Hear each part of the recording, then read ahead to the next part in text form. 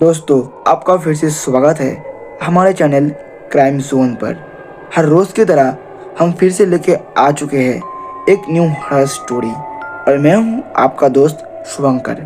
तो दोस्तों, आज का वीडियो बहुत ही डरावना और खौफनाक होने वाला है और मैं आप सभी को जो कहानी बताने वाला हूं, ऐसा कहानी ना कभी आपने पहले सुना होगा, ना कभी आपने पहले देखा होगा। दरअसल इस हादसे का शिकार और कोई नहीं बल्कि मैं और मेरा दो दोस्त हुए थे, क्योंकि जब हम तीनों एक फॉरेस्ट के अंदर एक पुराने घर पे दारू पीने गए थे और बाहर जाके ही हमने अपनी लाइफ की सबसे बड़ी गलती की थी। तो दोस्तों, यह कहानी शुरू होती है हमारे दोस्त की एक शादी से। उस दोस्त का नाम था रवि।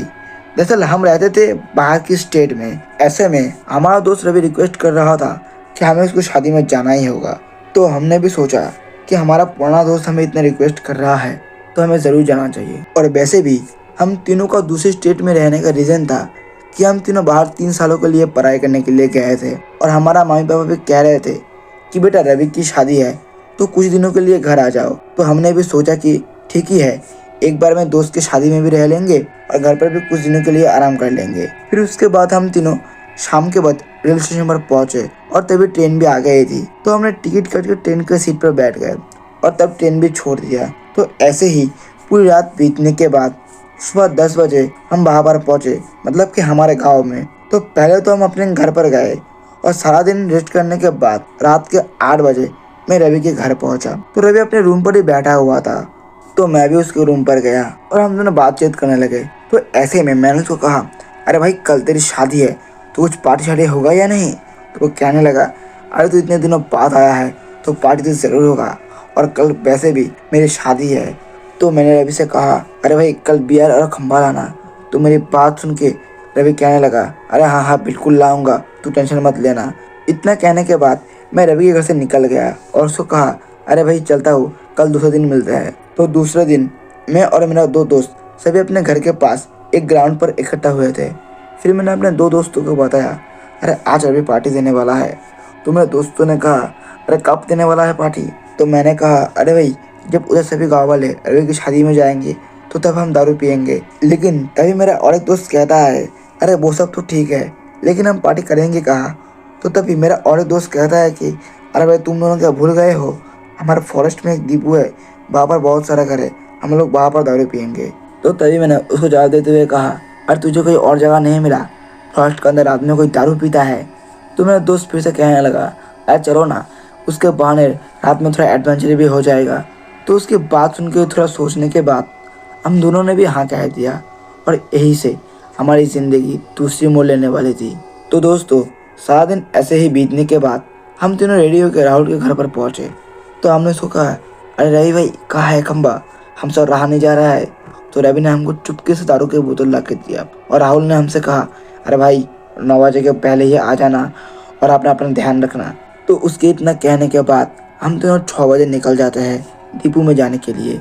तो हम एक बैग के अंदर दारू की बोतल घुसा लेते हैं और हमारे गांव से फॉरेस्ट का दीपू लगभग 1.5 किलोमीटर था। तो हम पैदल ही बात करते करते फॉरेस्ट के अंदर जा रहे थे। तो चलते चलते मैंने फॉरेस्ट के अंदर एक सिगरेट जलाई और सिगरेट पीता हुआ सामने चलता गया और अब हम चलते चलते फॉरेस्ट के बिल्कुल अंदर आ चुके थे। फॉरेस्ट के अंदर बिल्कुल अंधेरा था। ऐसे में हम तीनों को डर तो लग रहा था, लेकिन हम क्या करते, हम तो दारू के नशे में एकदम अंधे हो चुके थे। फिर तभी मेरा एक दोस्त कहता है, अरे क्या यार तुम दोनों भी इतना बच्चों की तरह डरते हो? इतने में ही मेरा और एक दोस्त कहता है, अरे इतनी रात में फॉरेस्ट के अंदर दारू पीने आएंगे तो डर नहीं लगेगा तो और क्या लगेगा? फिर ऐसे ही चलते चलते मुझे एक आवाज़ सुनाई दी कि कोई कह रहा है, मुझे वो दे दो वरना तुम तो यहाँ से जा नहीं पाओगे। वो क्या मांग रहा था, वो कौन था, मुझे कुछ समझ नहीं आ रहा था। मुझे बस सिर्फ उसकी आवाज़ें आ रही थी। तो इसीलिए मैंने सोचा कि शायद ये मेरा वहम होगा। तो इसीलिए इस बात को कॉन्फर्म करने के लिए मैंने अपने दोस्तों से पूछा कि तुम दोनों ने किसी की आवाज़ें अभी भी सुनी क्या? तो मेरे दोस्त कहने लगा, नहीं हम दोनों ने तो किसी की आवाज़ें नहीं सुनी। तो इसीलिए मैंने भी इस बात के ऊपर उतना ध्यान नहीं दिया और हम दीपू में पहुंच जाते हैं।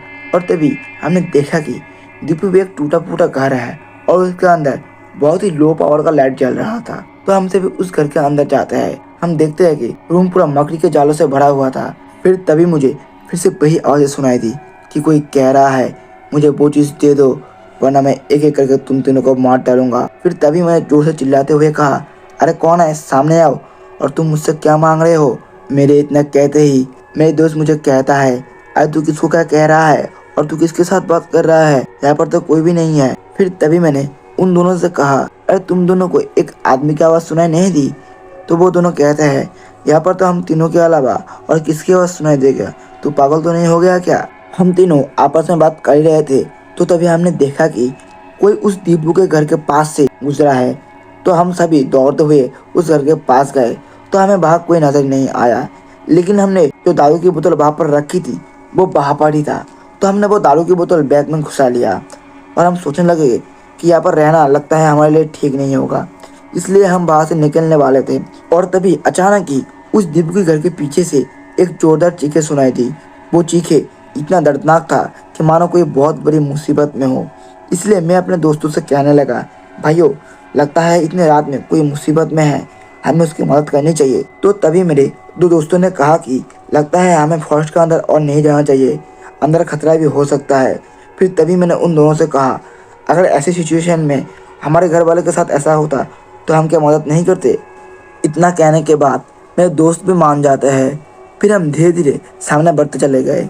हम जब वहाँ पर पहुँचे तो हमें वहाँ कोई नहीं मिला। हम सोचने लगे कि आखिर वो आवाज़ इधर से आया है तो हमें कोई नज़र क्यों नहीं आ रहा। और वैसे भी रात के 9 बजने वाले थे, हमें शादी में भी जाना था, इसीलिए हम वहाँ से वापस आने के लिए सोच रहे थे। और वैसे भी हमें वहाँ कोई नहीं मिल रहा था, तो इसीलिए हम वापस आ ही रहे थे कि तभी फिर से वही आवाज़ सुनाई दी कि कोई कह रहा है, मुझे वो चीज़ दे दो वरना मैं तुम तीनों को मार डालूंगा। लेकिन दोस्तों इस बार यह आवाज़ मेरे दोनों दोस्तों को भी सुनाई दी थी। हम तीनों अब बहुत डर गए थे और मुझे इतना तो पता चल गया था कि वो कोई भूत प्रेत ही है। फिर इतने में ही एक अजीब सा दिखने वाला डरावना आदमी मेरे दोस्त के गले को पकड़ लेता है और मेरा दोस्त छटपटाने लगता है। वो सिर्फ एक ही बात बार बार कह जा रहा था कि मुझे वो चीज़ दे दो। मुझे कुछ समझ नहीं आ रहा था कि वो क्या चाहता है। फिर तभी मुझे याद आया कि हमारे बैग में एक अल्कोहल है। लगता है यही अल्कोहल की वजह से ये साया हमारे पीछे पड़ा हुआ है। इसलिए हम दोनों अपने दोस्त को कहने लगे, अरे भाई ये बैग फेंक दे, इस मुसीबत के जरिए यही बैग है। मेरी बात सुनते ही हमारे दोस्त ने उस बैग को पीछे फेंक दिया और तभी हमारा दोस्त भी नीचे गिर पड़ा। और तभी मैंने अपने दोस्त से कहा, अरे भाई जल्दी भाग। इतना कहने के बाद हम तीनों तेज़ी से दौड़ते हुए फॉरेस्ट से बाहर निकल जाते हैं।